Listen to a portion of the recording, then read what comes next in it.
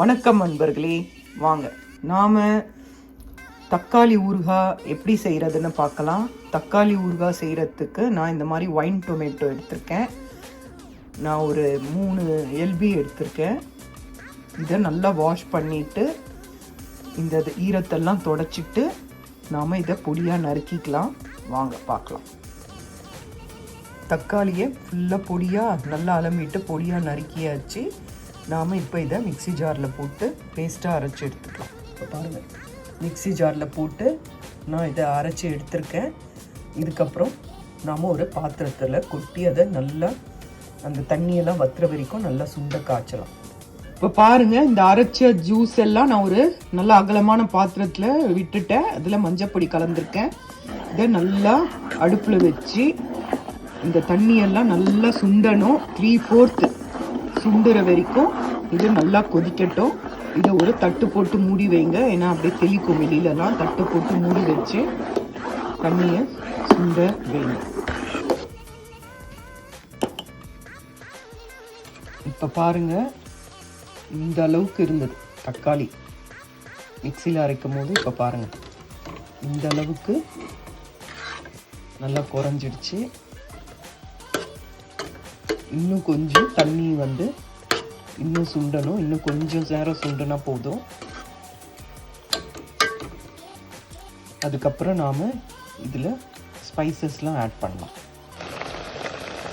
இதில் தேவையான அளவு உப்பு சேர்த்துக்கோங்க. அதுக்கப்புறம் மிளகாய் பொடி நான் 4 டேபிள் ஸ்பூன் சேர்த்துருக்கேன். உங்கள் காரத்துக்கு ஏற்ற மாதிரி சேர்த்துக்கோங்க. நான் வீட்டில் அரைச்ச மிளகாய் பொடி தான் சேர்த்துருக்கேன். உங்கள்கிட்ட இந்த பொடி இல்லைன்னா நீங்கள் 3 டேபிள் ஸ்பூன் வெறும் மிளகாய்த்தூள், 4 டேபிள் ஸ்பூன் தனியாத்தூள் சேர்த்துக்கோங்க. மிளகாய் பொடி கம்மியாக இருக்கணும், தனியாத்தூள் அதிகமாக இருக்கணும். 3 டேபிள் ஸ்பூன் மிளகாய்த்தூள், வெறும் மிளகாய்த்தூள், 4 டேபிள் ஸ்பூன் தனியாத்தூள் சேர்த்துக்கோங்க. நான் வீட்டில் அரைச்ச மிளகாய் பொடி தான் போட்டிருக்கேன். இதை நல்லா கலரி கொடுங்க. இது நல்லா திக்காகட்டும். வாங்க அதுக்கப்புறம் என்ன பண்ணலான்னு பார்க்கலாம்.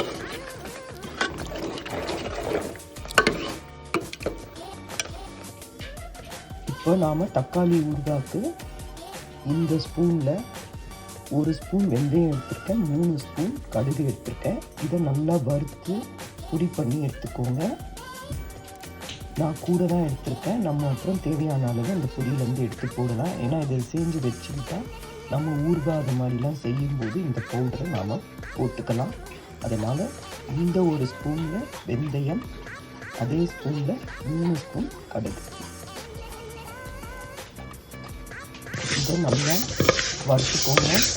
நல்லா வறுத்துட்டு ஆறின பிறகு பொடி பண்ணி எடுத்துக்கலாம். நான் உங்களுக்கு இதை அரைச்சிட்ட பிறகு காட்டுறேன். பாருங்கள், வறுத்தாச்சு. இப்போ இதை நம்ம ஆறினோட பொடி பண்ணி எடுத்துக்கலாம்.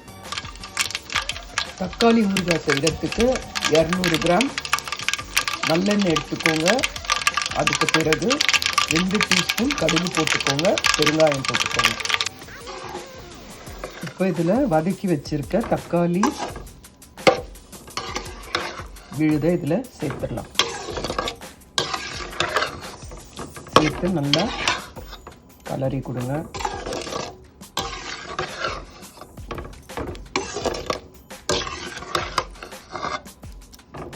அதுக்கு பிறகு நாம் அரைச்சி வச்சிருக்க இந்த பவுடரை நாம் இதில் சேர்த்துடலாம். பாருங்கள், இதுதான் நாம் வறுத்து அரைச்ச பொடி. கடுகு வெந்தயத்தை வறுத்து காட்டினோம் இல்லைங்களா, அதுதான் மிக்சியில் அரைச்ச பொடி. இந்த பொடியை தான் நாம் அதில் சேர்க்க போகிறோம். பாருங்கள், தக்காளி ஊறுகாய் ரெடி ஆகிடுச்சு. இப்போ நாம் இறக்கும் போது நம்ம ஒரு 2 ஸ்பூன் கடுகு வெந்தய பொடியை போட்டு ஒரு கலரி இறக்கிடலாம். அந்த 1 ஸ்பூன் கடுகு வெந்தய பவுடர் போட்டாச்சு. இதை போட்டு நல்லா கலரி இறக்கிடலாம். நீங்கள் இதை வச்சு சாப்பிடுவீங்கன்னா இன்னும் கூட எண்ணெய் விடலாம். இது ஒரு 10 நாள் ஆனாலும் கெடாது.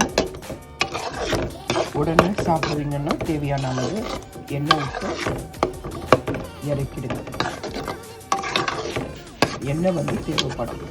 எண்ணெய் இருந்தால் தான் இது கெட்டு போகாமல் இருக்கும்.